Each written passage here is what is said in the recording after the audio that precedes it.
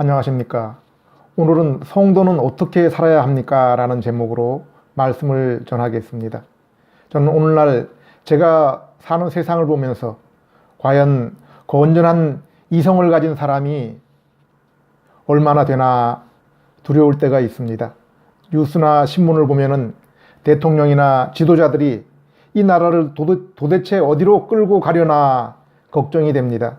또한 언론과 미디어가 내가 갖고 있는 시각과 이렇게 차이가 나는가? 그렇다면 대다수의 사람들은 도대체 무슨 생각으로 살아가나 하는 의문을 갖게 됩니다. 저도 젊은 시절 당시 소위 군사 독재 정부라는 정권 아래 살면서 그 당시 지도자들의 편향적인 시각과 개인의 자유를 간섭, 통제하는 환경에 저항해서 직장 생활에 불이익을 당한 적이 있습니다. 그 당시 군 생활을 하고 있었는데 그때 들었던 생각은 이것은 분명히 잘못 가고 있고 잘못된 것인데 왜 사람들이 한마디 말이나 행동을 하지 못하나 라고 생각하며 언제 사람들의 시선과 생각이 바뀔까 탄식했던 적이 있습니다. 그런데 이제 세월이 흘러서 이제는 반대로 우리나라의 그 체제와 안보에 대해서 우려와 걱정이 듭니다. 제가 이 나라를 위해 기도하고 소망하는 것은 하나입니다. 성경을 자유스럽게 마음껏 읽을 수 있고 전할 수 있는 환경, 그것입니다. 오늘날 세상을 보면은 앞으로 이 세상이 어떻게 될까, 어떻게 진행될까에 대한 두려움이 있습니다. 세상의 한쪽 구석에는 독재와 폭력, 그리고 굶주림 속에서 주민들이 살아갑니다. 그리고 한쪽에서는 자유를 넘어서 방종으로 LGBT, 곧 동성애, 낙태, 페미니즘 등 사람들이 인간의 자유와 권리를 요구하는데 제가 볼 때 이것은 분명히 기준을 넘어서는 인권입니다. 어느 것이 위험한 사회입니까? 어느 것이 더 좋은 사회입니까? 저는 우리나라 그리고 세계를 위해서 기도합니다. 하나님의 공의가 하수처럼 흐르며 사람들 사이에 사랑이 넘치는 사회를 꿈꿉니다. 그러나 우리가 성경을 읽어보면 이 땅에 이루어지는 천국은 없습니다. 우리가 이 땅에서 누리는 것은 심령의 천국입니다. 그리고 이 땅에 소수에 속한 참된 교회 속에서 장차 우리가 누릴 천국을 맛볼 수 있습니다. 역사적으로 볼 때 언제 우리는 이러한 아름다운 교회를 보았습니까? 제가 보기에 초대교회와 저 영국과 네덜란드, 제네바, 그리고 미국에서 잠깐 동안 있었던 청교도들의 교회에서입니다. 어떤 성도들은 왜 이 땅에서 나쁜 사람들이 이렇게 잘 먹고 잘 살고 득세하는데 선한 사람들은 고통을 당하느냐라고 푸념 섞인 말을 하는 것을 듣게 됩니다. 그러나 우리가 알아야 될 것이 있습니다. 엄밀히 말하면 이 세상에는 선한 사람, 곧 의인은 하나도 없습니다. 우리가 우리의 모습을 정확하게 안다면 비록 구원을 얻은 그리스도인이 이 땅에서 당하는 고난이 아무리 커도 결코 불평할 수 없습니다. 원래 우리는 이보다 더 큰 고난과 더 큰 형벌을 받아야 마땅한 사람들이었습니다. 우리 모두 하나님께 불경죄를 범한 죄인이었습니다. 성경의 역사를 보면은 이 땅에서 성도는 항상 소수였습니다. 세상에서 고난을 당했습니다. 예수님도 이 땅에 자신의 왕국을 세우려고 했다면은 천사들을 동원해서 그렇게 하실 수 있었다고 했습니다. 그러나 예수님은 사람들의 그 조롱거리와 웃음거리가 되면서 십자가에 달리셨습니다. 예수님이 이르시를 그 나라는 이 땅이 아니었기 때문입니다. 예수님은 세상에서 너희가 두 주인을 섬길 수 없다고 했습니다. 예수님과 돈, 둘 중에 하나를 주인으로 섬겨야 됩니다. 물론 부자도 돈보다 주님을 더 사랑하며 이 세상을 살아갈 수 있습니다.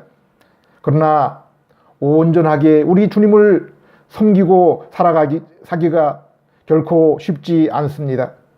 성도에게 소망이 되는 성경 말씀이 있습니다. 로마서 8장 28절, 하나님을 사랑하고 그분의 계획대로 부르심을 받은 사람들에게는 결국 모든 일이 유익하게 된다는 것을 우리는 알고 있습니다 라고 했습니다.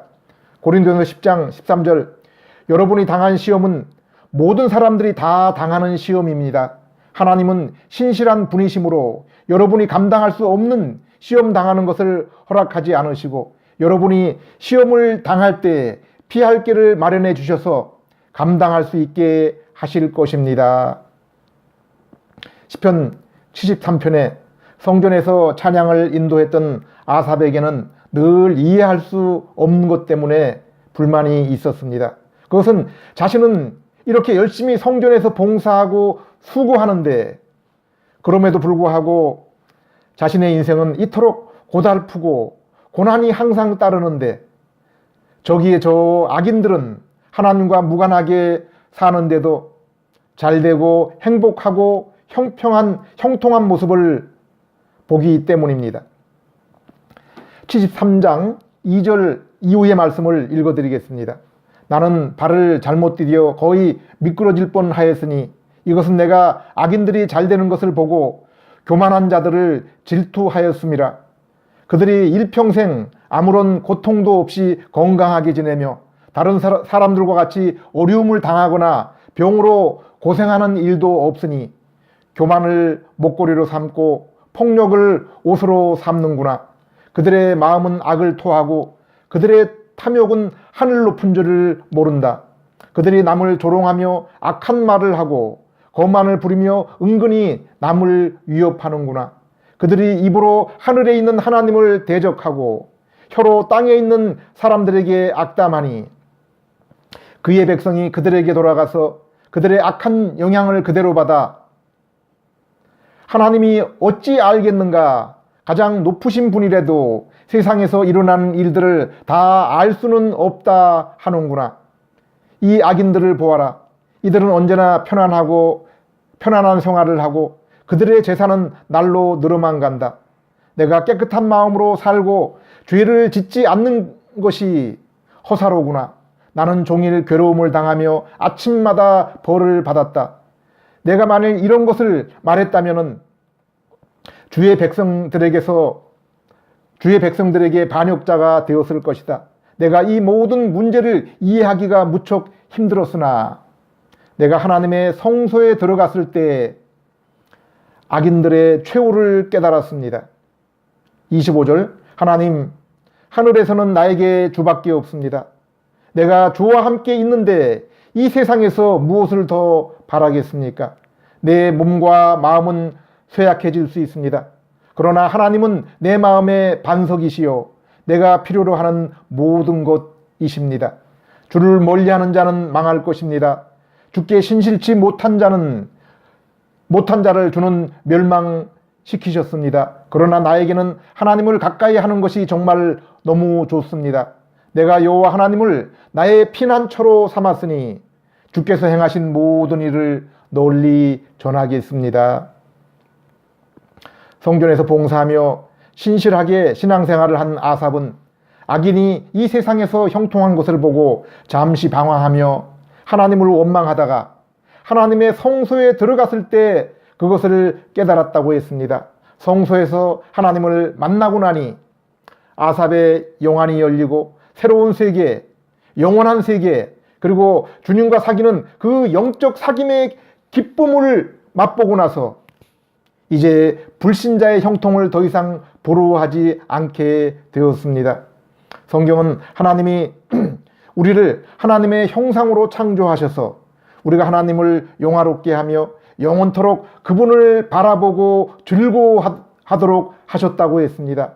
성도의 모든 즐거움은 주님께 있는 것입니다. 주님의 얼굴을 보며 주님의 뜻을 행하며 주님과 교제하며 동행하는 것이 성도의 참된 즐거움입니다.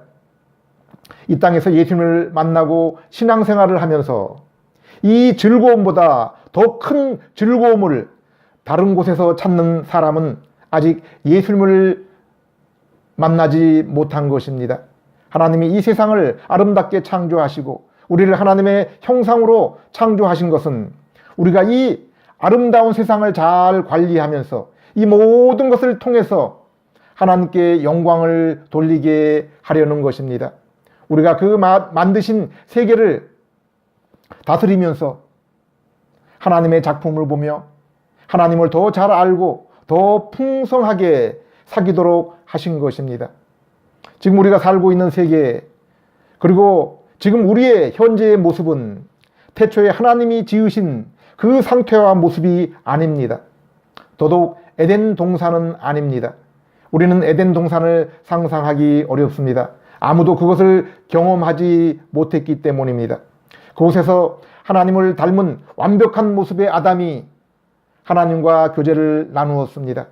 그런데 선악과를 따먹고 죄를 짓고 타락하여 에덴 동산을 쫓겨나고 동산 밖에 있던 세상도 변형이 되어서 이제 우리를 만물의 영장으로 여기지 않고 우리의 다스림을 받지 않고 도리어 우리를 대적하는 상태가 되어버렸습니다. 그것이 지금 이 세상입니다. 아니, 노아의 홍수 후에 우리는 이보다 더 열악한 세상을 살고 있습니다. 그런데 하나님이 애초에 아담에게 주시고자 했던 것은 에덴 동산에서 사실 완성되지 않았습니다. 그때까지 아담이 하나님이 예비하신 생명나무 열매를 먹지 못했기 때문입니다. 우리는 누구도 에덴 동산이 어떤 상태였는지 상상하기 어렵습니다. 아담이 생명나무 열매를 먹었으면 장차 어떤 복을 누렸을지도 확실하게 모릅니다. 그러나 우리가 예수님을 믿고 예수님 안에 있는 세상은 분명히 이것보다 훨씬 더 좋은 것입니다. 그리고 우리의 상태도 아담보다 훨씬 더 나은 상태가 되었습니다. 하나님은 분명히 새 하늘과 새 땅, 새 예루살렘을 우리에게 주신다고 했습니다. 우리의 몸이 지금 영광을 입은 성자 예수님의 몸과 같이 되게 하신다고 했습니다. 그리고 우리는 이제 더 이상 하나님과 떨어질 수 없는 상태에서 예수님과 같은 형상으로 영원히 하나님이 우리를 지으신 그 목적을 따라 하나님께 영광을 돌리며 즐거움으로 살게 될 것입니다. 저 천국에서 우리와 똑같은 모습의 예수님을 보면서 예수님을 통해서 영원하신 하나님과 그분의 마음을 배우게 될 것입니다. 우리와 함께 하시는 성령님이 우리의 마음을 밝혀주셔서 예수님을 통해 본 그 하나님에 대한 우리의 이해를 넓혀 주실 것입니다. 그래서 우리가 영원토록 천국에서 무한하신 하나님을 배우며 그로 인해 더욱 깊은 교제와 그로 인한 기쁨이 영원히 커갈 것입니다. 우리가 사는 이곳은 잠시 머물 곳입니다. 그래서 성경은 이 땅에서 우리가 나그네라고 표현을 했습니다. 여기는 우리가 영원히 있을 곳이 아닙니다. 우리의 고향 원래 집은 따로 있습니다. 이 땅의 성전 그리고 사람들과의 관계, 피조 세계는 우리가 영원히 거할 천국에 대한 그림자요 모형입니다. 이 땅의 성전과 교회는 천국의 상징입니다. 우리의 부부관계, 부자관계, 친구관계, 상하관계와 우리의 모든 사회생활, 양과 염소, 이리 등을 통해서 포도나무와 씨와 밭과 같은 이 피조 세계를 통해서 우리는 이 땅에서 천국을 이해할 수 있는 것입니다. 이 땅의 70년, 80년은 영원한 그 천국을 위해서 우리가 준비해야 될 훈련장, 학습장인 것입니다. 그래서 성경은 이 땅에 뿌리를 내리지 말라고 했습니다. 나그네인 것을 잊지 말라고 한 것입니다. 짧은 세월을 잘 사용하고 아끼라고 했습니다. 그러면 우리가 이 땅에서 어떻게 살아야 됩니까? 어떻게 살아야 하나님의 뜻대로 살며 세월을 아껴 잘 사용하는 것입니까? 우리는 우리의 모델이신 예수님을 보면 됩니다. 예수님은 천국이 가까워왔다. 그러므로 너희는 내게 와서 나를 따르라고 했습니다. 죄인인 우리는 죄를 짓고 하나님을 떠나 비참한 인생이 되었습니다. 그러므로 무엇보다 예수님을 믿어서 하나님과 관계를 다시 회복해야 됩니다. 그리고 이제 하나님의 아들 백성이 되었으면 예수님을 따라가야 됩니다. 그 예수님을 믿고 하나님을 따라가게 하는 매뉴얼이 바로 성경입니다. 예수님을 믿는다, 예수님을 따라간다고 하면서 매뉴얼인 성경을 읽지 않고 기뻐하지 않는 사람은 먼저 자신이 예수님을 믿고 있는지부터 점검해야 됩니다. 예수님을 믿으면은 예수님의 영, 성령님이 우리와 함께 하시며 우리는 새 마음이 됩니다. 그래서 성경을 사랑하고 읽기를 기뻐하며 그 말씀에 순종합니다. 그리고 그 말씀에 순종할 수 있는 능력을 나에게 달라고 늘 기도합니다. 잠시 말씀에서 벗어나 죄를 지을 때도 회개하며 곧바로 다시 말씀으로 돌아옵니다. 그리고 분명히 예수님을 믿고 따르는 성도에게는 그 삶 속에서 성령의 열매가 있습니다. 예수님의 모습이 우리의 삶으로 나타나는 것입니다. 거룩과 겸손과 진실함과 의로움 등의 성품입니다. 그리고 그 가운데는 기쁨이 분명 있습니다. 이 모든 것이 한꺼번에 나타납니다. 그리고 우리가 예수님을 따라가면서 더욱 풍성하게 되는 것입니다. 예수님은 우리의 참된 신랑이며 가장 좋은 친구이십니다. 그러면 우리가 예수님께 나아갈 때 우리의 마음이 어떻겠습니까? 예수님을 생각할 때 예수님의 이름만 불러도 우리의 마음이 어떻겠습니까? 예수님도 공생의 그 바쁜 일과 시간 가운데 가장 중요한 시간을 먼저 하나님과 가졌습니다. 그래서 가장 고요한 시간에 하나님을 만났습니다. 가장 중요한 일을 두고도 먼저 기도로 하나님과 상의했습니다. 여러분은 여러분의 가장 소중한 시간, 가장 고요하고 머리가 맑은 시간에 무엇을 하십니까? 인생의 중요한 문제에 부딪혔을 때 먼저 하는 것이 무엇입니까? 제가 계속 말씀을 드렸습니다. 예수님을 만나는 것은 우리가 성경 말씀을 읽고 통해서라고 했습니다. 성경은 죄인이 예수님을 만나고 교제하며 따라가기 위해 꼭 필요한 매뉴얼입니다. 그러므로 성도는 예수님을 만나는 성경을 읽는 시간이 가장 소중하며 가장 즐거운 시간입니다. 디모데전서 4장 5절에 너희는 말씀과 기도로 거룩하게 된다고 했습니다. 말씀을 조용히 읽으며 우리가 그 말씀을 이해하고 동의하며 그리고 그렇게 살게 해주세요.